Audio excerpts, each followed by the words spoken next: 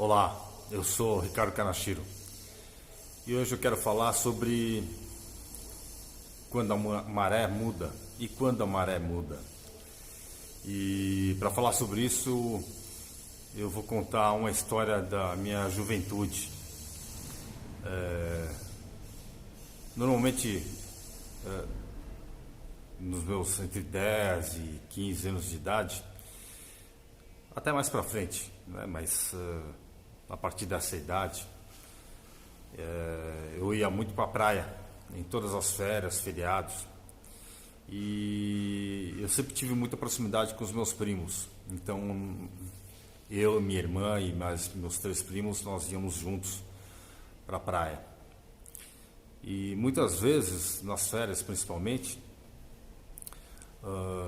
nós ficávamos lá com as nossas mães, enquanto os nossos pais estavam trabalhando, e quando chegavam no final de semana eles iam nos encontrar.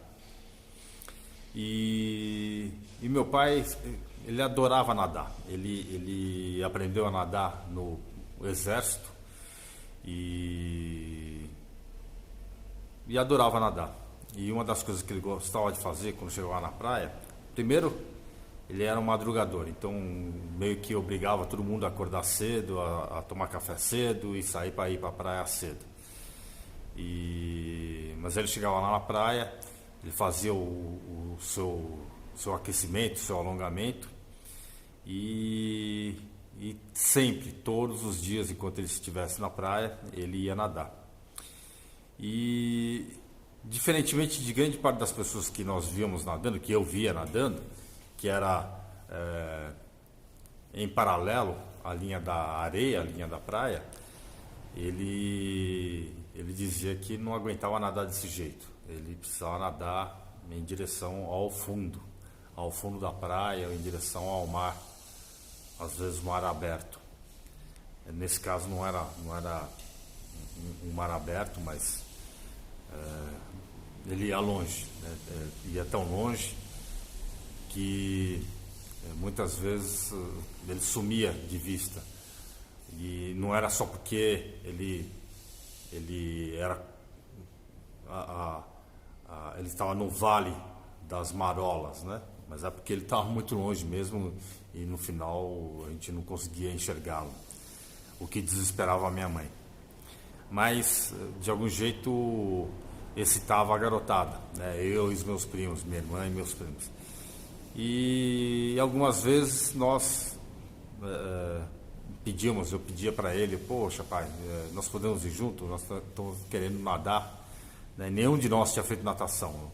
Eu lembro que eu aprendi a nadar com o meu avô, fazendo cachorrinho primeiro, inicialmente, e depois meu pai foi me dando uns toques e fui aprendendo um pouco de técnica, né?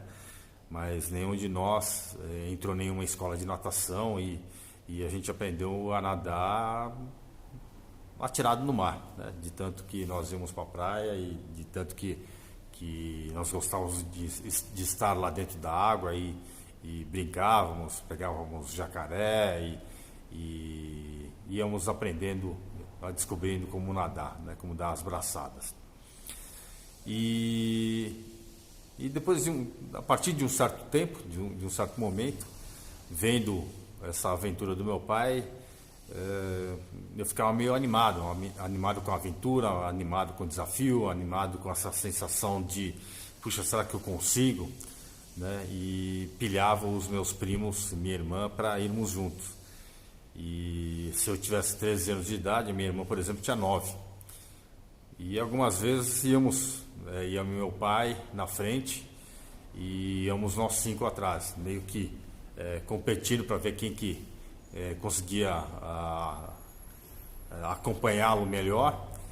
Muitas vezes ficavam uns bem para trás, e aí aquele que nadava um pouco melhor ia se revezando para monitorar os outros, né, os menores, principalmente a minha irmã e minha prima mais nova. E a gente ia acompanhando até pelo menos no mínimo na mesma direção que a gente imaginava que meu pai ia. E muitas vezes ele já começava a voltar, nos pegava pelo caminho e a gente voltava tudo junto com ele, né? E em muitas dessas ocasiões ele precisava dar carona, né? Para minha irmã, para minha prima e para alguns de nós, né? E nós diminuíamos o ritmo e íamos voltando. E em geral dava tudo certo, né? A minha mãe ficava desesperada, a minha tia ficava desesperada, todo mundo ficava desesperado. Às vezes dava muito medo, porque a gente olhava para a área da praia e não conseguia enxergar a areia direito, e menos ainda conseguia enxergar as pessoas, onde estavam, às vezes, as nossas famílias, né, de tão avançado que nós tínhamos ido. Mas a maré, em geral, normal, que ou levava para a praia ou que levava para o mar, mas que tinham umas ondulações, ondas relativamente regulares, nos ajudavam, né? Em geral, o meu pai calculava o período em que a gente saía para nadar, de forma que a maior força da maré estava levando a água para a praia e ajudava o nosso retorno para a praia. Então, graças a Deus, eu estou aqui por causa disso, e a minha irmã é viva, meus primos são vivos. Tudo sempre deu certo, né? Porque nós sempre acabamos voltando, né? Apesar dos desafios que algumas vezes nos acometeram. E algumas vezes, graças a Deus foram poucas vezes, porque foi muito desesperador, eu sei lá o que mudava. Na época eu não entendia, hoje eu fico imaginando que entrava uma nova rajada de vento, tinha uma alteração da maré e causava algum turbulinho lá, ou uma tempestade no mar trazia agitação na água mais próximo da costa. Eu sei que algumas vezes parece que tudo entrava em caos. Ondas se chocavam, as coisas ficavam meio sem medida, e tinha muita ondulação, e nós subíamos e descíamos muito mais rápido, ondas quebravam sobre a cabeça da gente, e nós ficávamos meio atordoados e sem dúvida nenhuma, muito amedrontados. E eu lembro que nessas ocasiões o meu pai rapidamente se juntava a nós, ele dizia: a coisa saiu um pouco do rumo, agora o que a gente tem que fazer é, sempre que levantar a marola, tentar enxergar para onde que está a linha do continente, a linha da praia, e devagarzinho, sem esforço, fica boiando a maior parte do tempo e flutuando, vai fazendo movimento de cachorrinho, nado de peito, mas sem muito esforço, mantendo a linha da direção da praia. E graças a Deus isso sempre deu certo.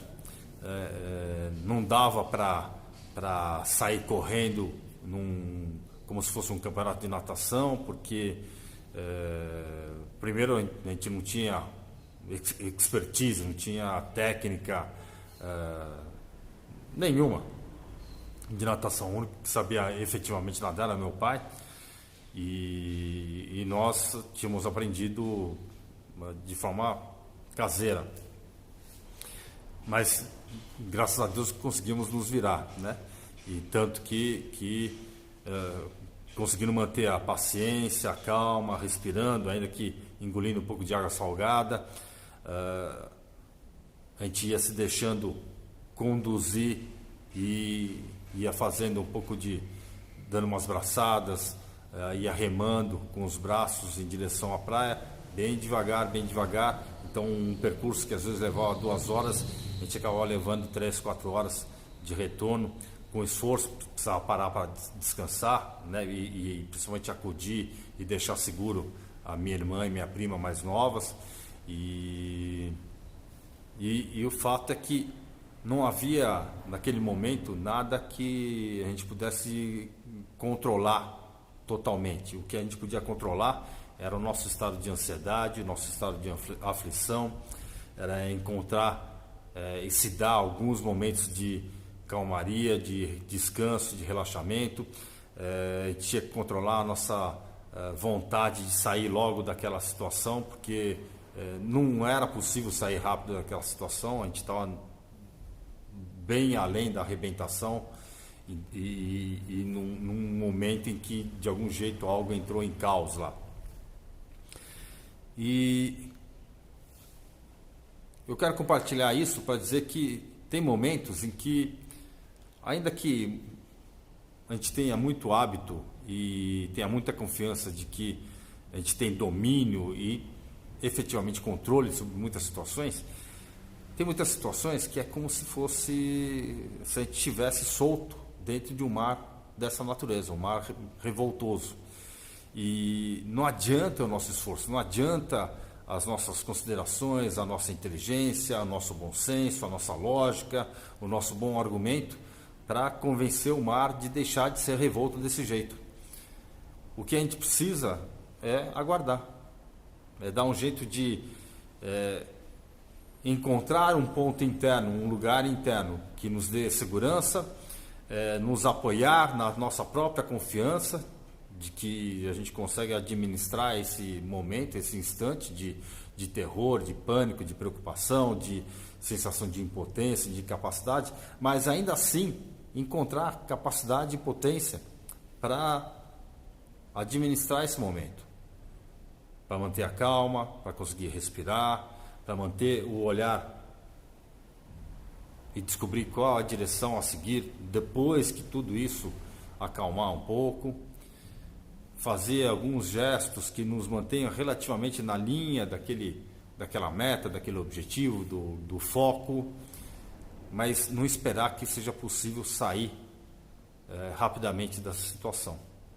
O que vai nos ajudar a sair dessa situação é conseguir ter tempo, é dar tempo para que a situação encontre o seu ponto de acomodação, encontre a sua calmaria. E na calmaria começar a nos dirigir para onde efetivamente a gente quer.